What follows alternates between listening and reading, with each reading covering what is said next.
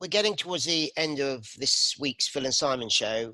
Phil and I wanted to have a little chat about the documentary on Netflix called Crip Camp, which features Judy Human and another chap called Jim Lebrecht, and just some amazing disabled people. What what did you get from it, Phil? What did you think? Um, well, you've used the word amazing, so I can't use that again. I found it very moving. It reminded me, because I'm that little bit older than you, so it kind of spoke to some of the things that I remember. Although I have to say, I didn't come across disability rights until 10, 15 years after that film was made. So, um, and I don't remember anything of its equivalents in the UK. I don't, I certainly didn't go to a Gen Ed. The name of the camp in the movie is Camp Gen Ed. I didn't go there, or that kind of thing. It was very powerful, and what, of course, we've just had the most fantastic conversation with Judy Human, and she emerges in the film as a spokesperson for the gang, so to speak, and of course went on to do some amazing things in terms of the civil rights movement, particularly in the US. But she's also been an incredibly important figure in the UK too, because I think what has to be remembered is that what was going on at Camp Gen Ed then, and as the movement progressed in America, the UK was busily watching this and beginning to think about its own struggles and so on. So, and a really, really good. I mean, I would urge anybody to watch it, actually. Yeah, I mean, it's a standalone, good documentary Yeah. produced by the Obamas and very well made. And I was about halfway through, and they just started to do some really strong campaigning, including blocking the streets in New York and basically shouting down a politician who was trying to argue with them, and they just blasted him until he got nowhere. And I had to text a friend. I kind of got excited. I was like, and there was two things. There's this whole thing about taking direct action that we don't seem to do very often now. But there was this second bit that I really am a big fan of, and I constantly want youngsters to have, which is pride. There was a pride in who they were. There was a, we're not ashamed. We're not going to apologize. This is the deal, and Mm. you need to change. We're not the problem. They talk about going to get ice cream, and the public stared at them and felt very uncomfortable with them. And I get that, and I know that. But you're like, damn you, we're not going to hide away. You need to change how you think. Yeah, there was all of that, and there was some very, I mean, there were some very practical bits of the movie that made me think. For example, when they occupied the government buildings, Mhm. these are some of the most severely disabled people. I mean, really profoundly disabled people who are now sleeping on the floor for 21 or 20 however many nights, and they're not eating food. Several of them go on hunger strike and stuff. And I just think physically how that must have been so difficult to do. Well, and add on, FBI turned off all the telephones. So what do? They started using sign language out of the windows to Yeah, get their messages out. So cool. Then they ran out of food, but the Black Panthers, who were a very strong political group then, started bringing in food. And they said, "Why are you doing this for us? You know, why are you doing it?" And the Panthers saying, "You are trying to make a better world for everybody. We support people who do that." yeah. And Oh, that was one of the most important things. And I think when we were talking to Judy earlier, she made the point very powerfully that this isn't just about disabled people. It's yeah. about women. It's about people of color. It's all of that stuff, gay rights. And I guess one of the things that she was suggesting, and I think the film talks about, is how you make alliances with other organizations Yeah, and yeah. learn from them and adapt your strategies to do things that work. It's an excellent film. I mean, You really good movie. to do that, you need the strong leadership who can sort of cross boundaries, and that's what the Judys and the Janes and the others we know. Do you remember in the documentary they go to a well, I don't even want to call it a care home. It's a place called Willowbrook, Oh God. and it's an institution with people with again profound learning disabilities. Different. I it makes I can feel myself getting upset now. It I don't know if I'm going to get in trouble. It reminded me of a concentration camp for Yeah, Jewish people. exactly. Looking at the bodies, they're lying around in their own feces, they're not being fed. Yeah. Ah, And This this was was the 1970s, remember? in the Not United that long States. ago, yeah, in the United States. And we saw pictures like that coming out of Europe when the Balkans War was going on, and they uncovered these Romanian orphanages with, Yeah, you remember those images? yeah, I certainly remember them. I don't know if our listeners will, but that was horrific. And it was a really powerful reminder of what the struggle is actually about. yeah. If it's really about, confining disabled people to these institutions and letting them rot there, then we're in a really bad place. Well, it's the other end of the scale of we go for ice cream and upset people, and that what they want is to be shut away. And you're like, damn it, no way. The media, so the media locally were following it around San Francisco in Berkeley, and there's a lovely line.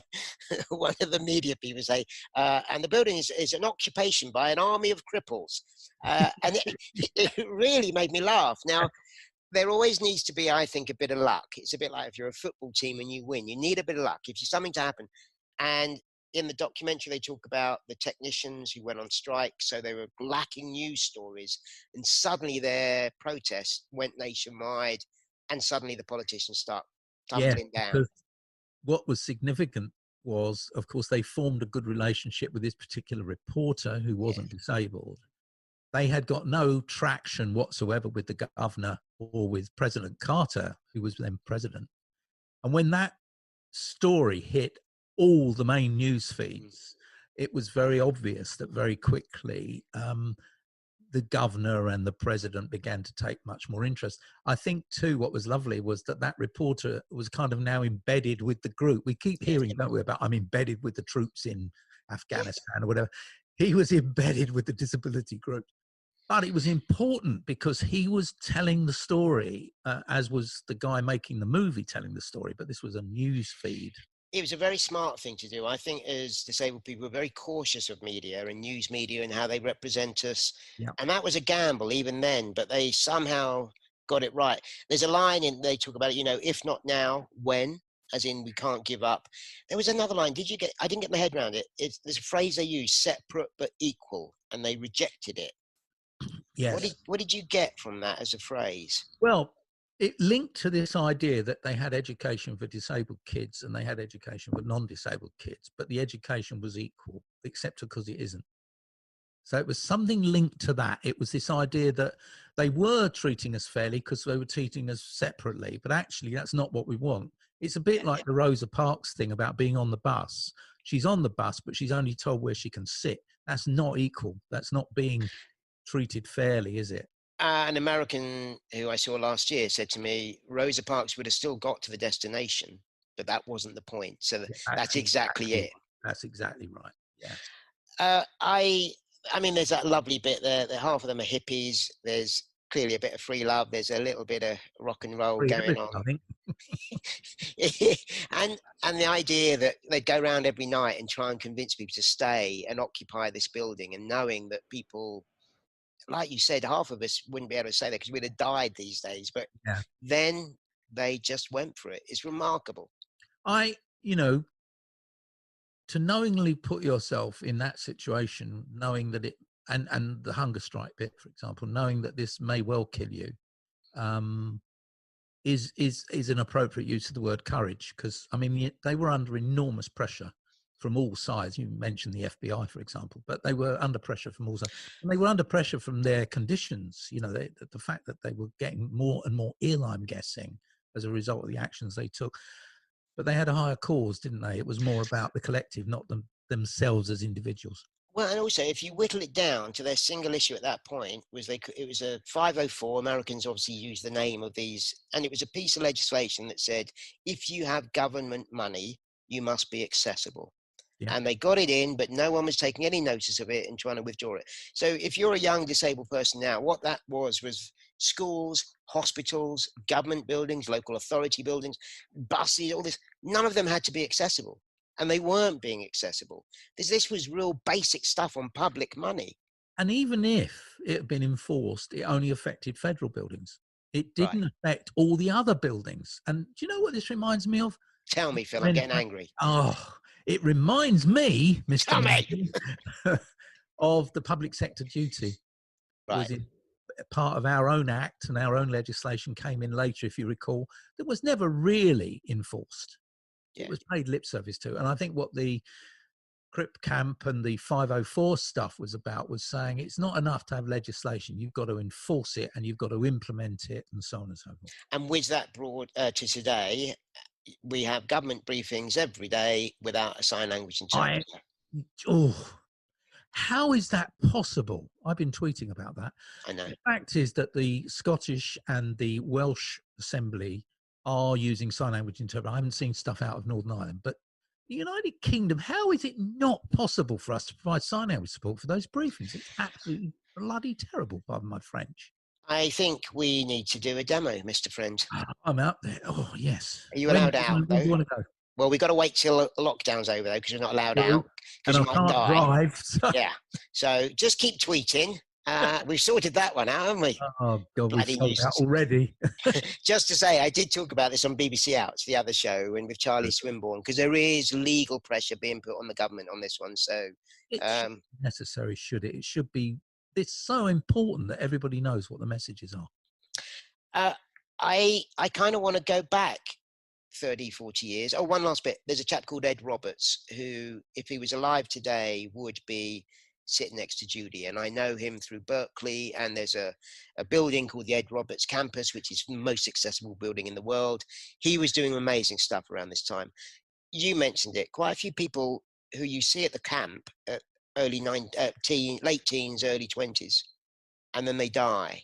Yeah, I was particularly struck by that. I at the very end of the documentary, they show that put the names to the main protagonists in the film and their death date, and they were very young. Many of them were very, very young. Their impairments were so severe in some cases. I'm guessing. I don't know what caused their deaths, but it was very sad to think that a very big part of that whole movement died before they saw the ADA come in. In fact, I noticed that several of them died before the actual act, the Americans with Disabilities Act, was passed.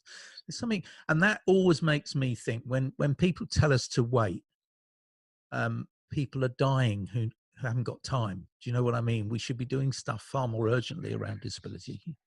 You've got You're making me you don't want to wait, do you?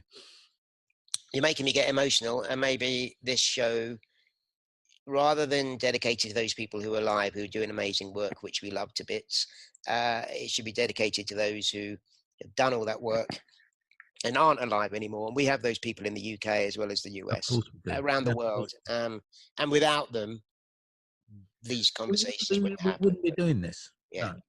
No question about that. Oh, non-contact hug. Yes. Oh, well, let's stop. Yeah, watch Crip Camp. Get Netflix. Send them your password, Phil. And